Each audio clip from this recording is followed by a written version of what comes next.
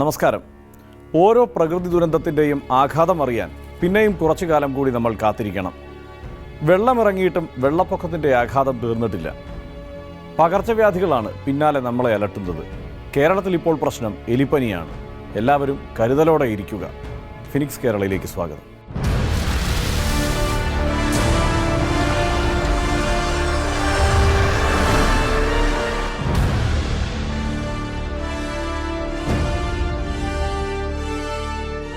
കേരളം പ്രളയത്തിൽ മുങ്ങിയപ്പോൾ ഹൈറേഞ്ച് തീർത്തും ഒറ്റപ്പെട്ടു. ഇടുക്കി ഡാം തുറന്നതൊഴിച്ചാൽ ഇടുക്കിയെക്കുറിച്ചാണ് ഏറ്റവും കുറച്ച് വാർത്തകൾ വന്നത്.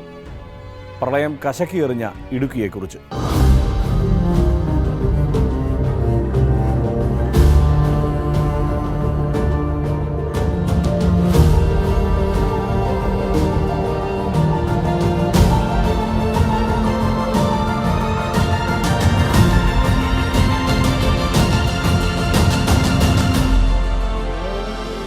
കാണുന്നുണ്ടോ ഇടുക്കിയെ? മലമേലെ തിരിവെച്ച് പെരിയാറൻ തളയിട്ട് നിൽക്കുന്നവളെന്ന് നിങ്ങൾ പാടി നടന്നവളെ.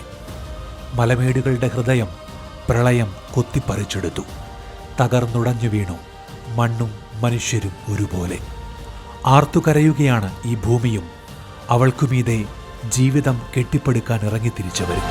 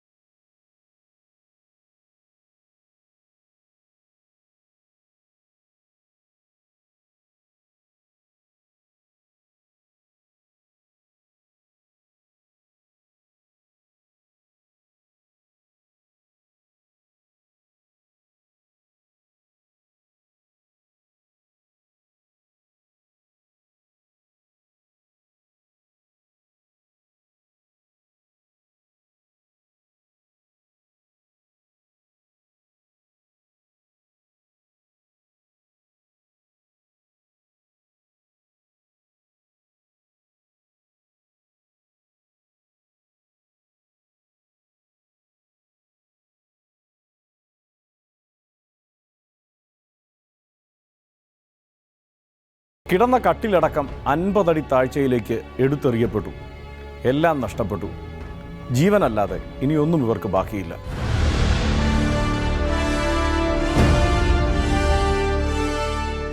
ഫിനിക്സ് കേരളയിൽ മുമ്പേ പറഞ്ഞുപോയ ചിലർക്ക് ചെറിയ ചില സഹായങ്ങൾ എത്തിക്കാൻ കഴിഞ്ഞിട്ടുണ്ട്. അതിലേക്ക്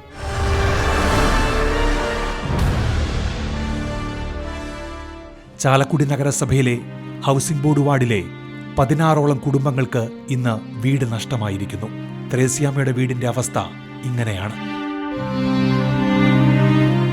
വീട്ടുസാധനങ്ങൾ മുഴുവൻ പ്രളയജലത്തിൽ ഒഴുകിപ്പോയി.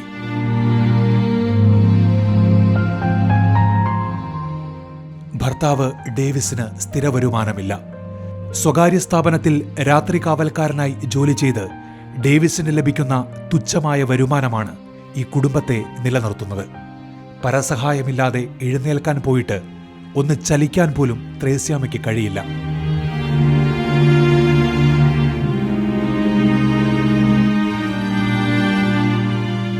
ചാലക്കുടിയെ പ്രളയം വിഴുങ്ങിയപ്പോൾ വീടും വീട്ടുപകരണങ്ങളുമെല്ലാം നഷ്ടമായ ഹൗസിംഗ് ബോർഡ് വാർഡിലെ ഡേവിസ് ത്രേസ്യാമ്മ ദമ്പതികളുടെ ദുരവസ്ഥ ഫ്ലവേഴ്സ് ടിവിയിൽ കണ്ടാണ് ധനസഹായവുമായി ചാലക്കുടി സ്വദേശിയായ സംരംഭകൻ ഇട്ടൂബ് കോന്നുപറമ്പൻ മുന്നോട്ട് വന്നത്. കേരളത്തിലും കർണാടകത്തിലും ഭക്ഷ്യ എണ്ണയുടെ മൊത്തവിതരണക്കാരായ കോന്നുപറമ്പൻ ട്രേഡേഴ്സിന്റെ ഉടമയാണ് ഇട്ടൂബ്. ആ കോളനിയിലേക്ക്, ആ കനാൽ പുറമ്പോക്കിലേക്ക് ചെന്നപ്പോൾ ദയനീയമായ അവസ്ഥയാണ് ഞാൻ കണ്ടത്. ഏകദേശം 16 വീടുകളും വളരെ ദയനീയമായി, ആരും സഹായിക്കാനില്ലാത്തൊരവസ്ഥ പോലെ തോന്നുന്ന ഒരവസ്ഥയായിരുന്നു. അവരെല്ലാം ക്യാമ്പുകളിലാണ് താമസിച്ചിരുന്നത്. ആ ക്യാമ്പിലും ഞാൻ നേരിട്ട് പോയി അവരെ കാണുകയും അവരെ ആശ്വസിപ്പിക്കുകയും ചെയ്യും. എൻ്റെ കൂടെ വാർഡ് കൗൺസിലർ ജോജു ഉണ്ടായിരുന്നു. അപ്പോഴാണ് ഞാൻ ജോജുവിനോട് ഈ കാര്യം പറഞ്ഞത്. ഞാൻ എൻ്റെ കഴിവിൻ്റെ പരമാവധി സഹായിക്കാമെന്നും അതിലൊരു നിശ്ചിത എമൗണ്ട് ഞാൻ കൊടുക്കാമെന്നും പറഞ്ഞത്. അതിൻ്റെ വെളിച്ചത്തിൽ അതിൻ്റെ ചെക്ക് ഫ്ലവേഴ്സ് ടിവിയുമായി ബന്ധപ്പെട്ട് കൊടുക്കുവാൻ അദ്ദേഹം പറയുകയും ആ ഒരു ദൗത്യം ഞാൻ നിറവേറ്റുകയും ചെയ്യുകയാണ് ഉണ്ടായത്. ഡേവിസ് ത്രേസ്യാമ്മ ദമ്പതികൾക്ക് 1 ലക്ഷം രൂപയുടെ സഹായം നേരിട്ടെത്തി നൽകുകയായിരുന്നു.